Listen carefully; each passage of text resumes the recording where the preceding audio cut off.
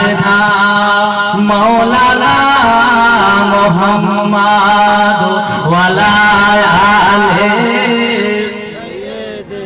সাফিয়ানা মাওলানা মুহাম্মদ দরুদ পড়ো দরুদ পড়ো দরুদ পড়ো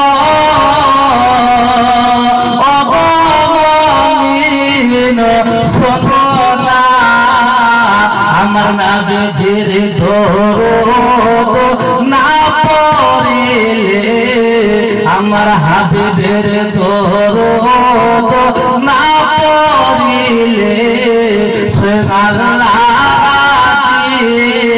হইবেন না আল্লাহুম্মা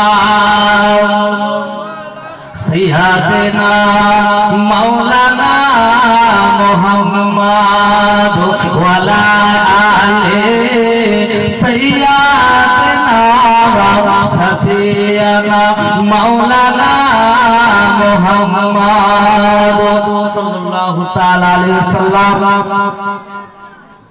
সমস্ত প্রশংসা সমস্ত গুণগান গুণকীর্তন সেই মহান আল্লাহ পাক রব্বুল আলামিনের জন্য, যিনি আমাকে আপনাকে সকলকে সৃষ্টি করেছে, সেই পবিত্র মেহফিলে বসার তৌফিক দান করেছে।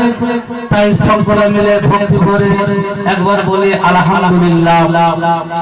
তারপরে পরে রহমতে কামিলা বর্ষিত হোক, শান্তির ধারা বর্ষিত হোক সেই প্যারা নবীর উপর, যে নবী মোহাম্মদ তাজদার মদিনা সরদার ফেরেশতাদের কিসার জান্নাতের প্রফেসর, সে নবীর উপরে এবং সে নবীর আল আওলাদের উপরে একবার সকলে মিলে ভক্তি ভরে বলি আল্লাহুম্মা আমিন। তারপরে পরে আপনাদেরকে আমার সালাম, আসসালামু আলাইকুম ওয়া রাহমাতুল্লাহি ওয়া বারাকাতুহু। ও আল্লাহর নবী, ও আল্লাহর নবী, মায়া নবী গো, আপনি নবী আমার জীবনের জীবন। ও দয়ার নবী প্রেমে ছবি গো, আপনি নবী আমার জীবনের জীবন। আপনি আমার জীবন সাথী, আপনি আমার জীবন সাথী। অন্ধকার কবরের বাতি, আপনি নবী আমার নির্ধনের ধন। ও দয়ার নবী প্রেমের ছবি গো, আপনি নবী আমার জীবনের জীবন। দেখে আপনার মাঝে যা, দেখে আপনার মাঝে যা ভাগপতি হয় যা, সুখ দিল জীবন আর যৌবন। ও দয়ার নবী প্রেমের ছবি গো, আপনি নবী আমার জীবনের জীবন। আপনি আমার জীবন সাথী, আপনি আমার জীবন সাথী। অন্ধকার ঘরের বাতি, আপনি নবী আমার নির্ধনের ধন। দেখিয়া হযরত বেলাল, দেখিয়া হযরত বেলাল নবীর প্রেমে ভয়া মাতাল, সহ্য করল সে উম্মায়ার জ্বালাতন।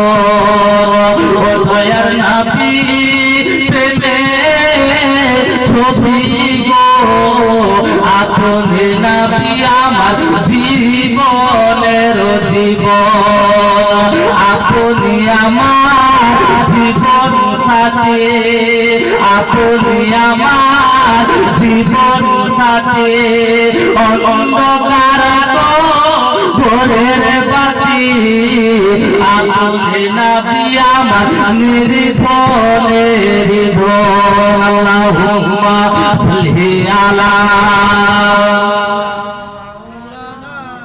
মুহাম্মাদ ওয়া আলা আলি সাইয়্যিদিনা সাফিয়ানা মাওলানা মুহাম্মদ সাল্লাল্লাহু তাআলা আলাইহি সাল্লাম। তো দেখো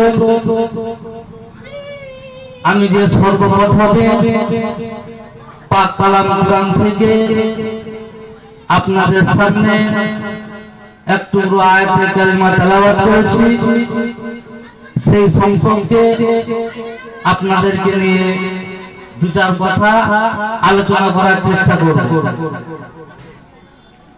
যে সর্বপ্রথম হচ্ছে যে আমরা দুনিয়াতে এসেছি, আমার আল্লাহ পাক রব্বুল আলামিন আমাকে আপনাকে সকলকে দুনিয়ার জমিনে পাঠিয়েছে। আমার আল্লাহ পাক রব্বুল আলামিনের একটা উদ্দেশ্য আছে, যে আমার আল্লাহ পাক রব্বুল আলামিন বলে যে আমি মানুষকে এবং জিন জাতিকে সৃষ্টি করেছি, এই পৃথিবীর জমিনে পাঠিয়েছি শুধু একমাত্র মানুষ এবং জিন আমি আল্লাহর ইবাদত এবং গোলামি করার জন্য। বলুন সুবহানাল্লাহ।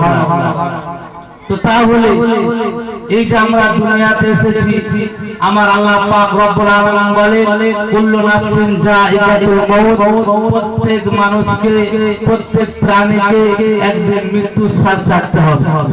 তো আমরা সে আল্লাহ পাক রব্বুল আলামিনের কাছে আল্লাহ পাক রব্বুল আলামিন যে পৃথিবীকে সৃষ্টি করে নবীরা রাসূলরা ওলিরা যুগে যুগে যত মানুষ এবং নবী এসেছে সকলকে ছেড়ে এই পৃথিবী ছেড়ে পৃথিবীর মায়া কাটিয়ে যেতে হয়েছে। আপনাকেও আমাকে যেতে হবে। সে আল্লাহর কাছে গেলে আমার আল্লাহ পাক রব্বুল আলামিনের কাছে আমল নিয়ে যেতে হবে। যদি না যেতে পারি, আমার এবং আল্লাহ পাক রব্বুল আলামিন দুটো জায়গা নির্দিষ্ট করে রেখেছে, একটা হলো জাহান্নাম, একটা হলো জান্নাত। যে আল্লাহর বান্দারা আল্লাহর গোলামি করবে না, আল্লাহর আদেশ মানবে না, নবীর হুকুম মানবে না, তাদেরকে আমার আল্লাহ পাক রব্বুল আলামিন জাহান্নামের মধ্যে দাখিল করবে। যে আল্লাহর বান্দাগুলো আল্লাহর বিধান অনুযায়ী আল্লাহর রাসূলের হুকুম অনুযায়ী যে বান্দাগুলো চলবে, তাদেরকে আপনার এবং আমার আল্লাহ পাক রব্বুল আলামিন একটা সুন্দর জায়গা রেখেছে, সেই জায়গাটার নাম হলো জান্নাত। তো তাহলে যে আমাদেরকে নবী সাল্লাল্লাহু তাআলা আলাইহি সাল্লামের আমি আপনি সকলের উম্মত, আমরা কোন নবীর উম্মত? যে নবীর উম্মত হওয়ার জন্য আল্লাহর কাছে সমস্ত নবীরা ফরিয়াদ করেছিল, হে পরওয়ারদিগার আলাম, হে আল্লাহ পাক রব্বুল আলামিন আমাদেরকে নবী না করে যদি শেষ নবীর উম্মত করতে, তাহলে আমরা কত সৌভাগ্যবান হতাম।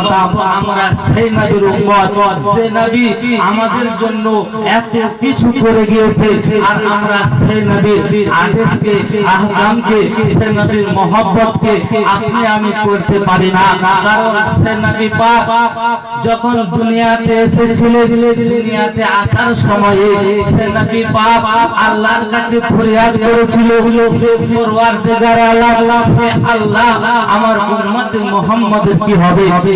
আমাদের কথা সেই নবী পাক আসার সময় চিন্তা করেছেন, এবং দুনিয়াতে যখন আল্লাহর নবী জাহিলি হালতে ছিল তখন আমাদের জন্য চিন্তা করেছেন, এবং আল্লাহর নবী যখন দুনিয়া থেকে শেষ নিঃশ্বাস ত্যাগ করে পরকালে যাবে তখন আমাদের জন্য চিন্তা করছেন, এবং এখনো আল্লাহর নবী আপনার আমার জন্য চিন্তা করছেন। বলুন সুবহানাল্লাহ।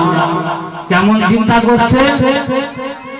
তো একদিন নবী সাল্লাল্লাহু তাআলা আলাইহি সাল্লাম বাড়িতে শুয়ে আছে, আর মা আয়েশা সিদ্দিকা রাদিয়াল্লাহু তাআলা আনহা উনি পাশে আছেন। তো আল্লাহর নবীর যেন মনটা খারাপ, তো তখন মা আয়েশা সিদ্দিকা বলে, ইয়া রাসূলুল্লাহ, ইয়া হাবিবাল্লাহ, নবী গো, আপনার মনটা কেন খারাপ? যখন মা আয়েশা সিদ্দিকা এই কথা আমার আপনার নবীকে বললেন, আল্লাহর নবী কোনো উত্তর না দিয়ে আল্লাহর নবীর যেন মনটা আরো যেন খারাপ হয়ে যায়। আল্লাহর নবীর চোখ দিয়ে দু চোখ দিয়ে পানি ঝরঝর করে ঝরছে। তখন আল্লাহর নবী রাহমাতুল লিল আলামিন যখন দু চোখ দিয়ে ঝরঝর করে পানি ঝরে, তখন মা আয়েশা সিদ্দিকা রাদিয়াল্লাহু তাআলা আনহা বলে, ইয়া রাসূলুল্লাহ, ইয়া হাবিবাল্লাহ, নবী গো, ইয়া রাসূলুল্লাহ, আমি বুঝতে পেরেছি আপনি কিসের জন্য কাঁদতেছেন। আপনার বুঝি আজকে আপনাকে মনে হয় যে এই খেজুরের পাতায় শুতে হয়, আপনার গায়ে যে ঢুকে আপনার কষ্ট হয়, এই জন্য মনে হয় আপনি নবী আমার কাঁদতেছেন। যখন এই কথা আয়েশা সিদ্দিকা রাদিয়াল্লাহু তাআলা যখন এই কথা আল্লাহর নবীকে বললেন মুসলমান, তখন আল্লাহর নবী আয়েশা সিদ্দিকা কথাটা শুনে যেন আরো চিৎকার জোরে কাঁদতে লাগলেন। তখন মা আয়েশা সিদ্দিকা বলে, ইয়া রাসূলুল্লাহ, ইয়া হাবিবাল্লাহ, নবী গো, আপনি কাঁদছেন আমি বুঝতে পেরেছি। আপনার মনে হয় আজকে আব্বা জানের কথা মনে পড়ে গিয়েছে, আজকে মনে হয় আপনার মা জানের কথা মনে পড়ে গিয়েছে। ইয়া রাসূলুল্লাহ, ইয়া হাবিবাল্লাহ, নবী গো, আপনি মনে হয় এই জন্য কাঁদতেছেন। আল্লাহর নবী আমার উনি কি করবে? আল্লাহর নবী জানো আরো জোরে জোরে কাঁদতে লাগলেন। মা আয়েশা সিদ্দিকা রাদিয়াল্লাহু তাআলা আনহা বলে, ও আয়েশা তুমি শোনো শোনো, ও আয়েশা তুমি শোনো শোনো, আমি নবী পাক আমাকে যে এই খেজুর পাতায় শুতে হয়, আমার গায়ের মধ্যে আমার শরীর মোবারকের মধ্যে যে এই গায়ে ঢুকে, এর জন্য আমি কাঁদি না। আমি নবী পাক যে আমার আব্বা জানের কথা মনে পড়েছে, এর জন্য আমি নবী কাঁদি না। আমার মা জানের কথা মনে পড়েছে, এর জন্য আমি কাঁদি না। আয়েশা সিদ্দিকা, আয়েশা তুমি শুনে রাখো, আমি নবী এর জন্য কাঁদি না, আমি একটার জন্য কাঁদছি। এই পৃথিবীর জমিনে আমার গুনাহগার উম্মতেরা এই পৃথিবীতে কি করেছে কিয়ামতের দিনে, কি করেছে হাসরের দিনে আল্লাহর কাছে জান্নাতে যাবে, সেই চিন্তা করে করে আমি নবী মুহাম্মদ এর জন্য কাঁদছি। বলুন সুবহানাল্লাহ। তাহলে বুঝতে পারলেন যে আল্লাহর নবী আমার একবারও নিজের কথা ভাবে নাই, একবারও ওনার সংসারের কথা ভাবে নাই, শুধু ইয়া রাব্বি হাবলি উম্মতি, হে খোদা আমার আমার উম্মতের কি হবে এই কথা চিন্তা করেছেন। আর এইটা ভেবে ভেবে আল্লাহর নবী আমার উনি শুধু কেঁদেছেন। তো হে মুসলমান, তাহলে আজকে আমরা সে নবীর জন্য কি ভাবলাম, সে নবীর কথা কি শুনলাম, সে নবীর কথা কি মানলাম? কারণ আমাদেরকে ভাবতে হবে যে আপনি আমি পৃথিবীর জমিনে যখন আসি নাই, যখন আমরা আল্লাহ পাকের কাছে রূহে আরওয়ার উপরে যখন ছিলাম, তখন আমার আল্লাহ পাক রব্বুল আলামিন যখন আমার বাপ জানের, যখন আমাদের আব্বা জানের মাথার মধ্যে দেয় নাই, যখন মায়ের গর্ভের মধ্যে এসে যায়, তখন আপনাকে আমাকে সকলকে আমার আল্লাহ পাক রব্বুল আলামিন একটা প্রশ্ন করেছিল, একটা কথা বলে দুনিয়ার জমিনে পাঠিয়েছিল। আমার আল্লাহ বলেছিল, আলাস্তু বিরাব্বিকুম, হে বান্দা তোমাকে দুনিয়ার জমিনে পাঠাচ্ছি বটে, তুমি কি আমাকে রব বলে মানবে? যখন এই কথা আমার আল্লাহ পাক রব্বুল আলামিন আপনাকে আমাকে বললেন, তখন আমরা এক কথায় আল্লাহকে বলেছিলাম, বলো বালা, হে পরওয়ারদিগার আলাম, নিশ্চয় আমরা আপনাকে রব বলে মানব। তো এই যে এই কথাটা আপনি আমি আল্লাহর কাছে বলেছিলাম যে দুনিয়ায় এসেছি, দুনিয়ায় এসে টাকার মোহে পড়ে আমরা দুনিয়ার সংসারে পড়ে দুনিয়ার মহব্বতে পড়ে সে আল্লাহকে ভুলে গিয়েছি, যে আল্লাহকে প্রতিশ্রুতি দিয়ে আমি যে এলাম আমরা ভুলে গিয়েছি। যদি ভুলে যাই আমার আল্লাহ আপনাকে আমাকে সেই জাহান্নামের মধ্যে দাখিল করবে মুসলমান। তাই আমার আল্লাহ পাক রব্বুল আলামিন যে আমাকে আপনাকে এই পৃথিবীর জমিনে পাঠালে, আল্লাহ বলে হে বান্দারে আমি জিন এবং মানুষকে আমার ইবাদত এবং বন্দেগী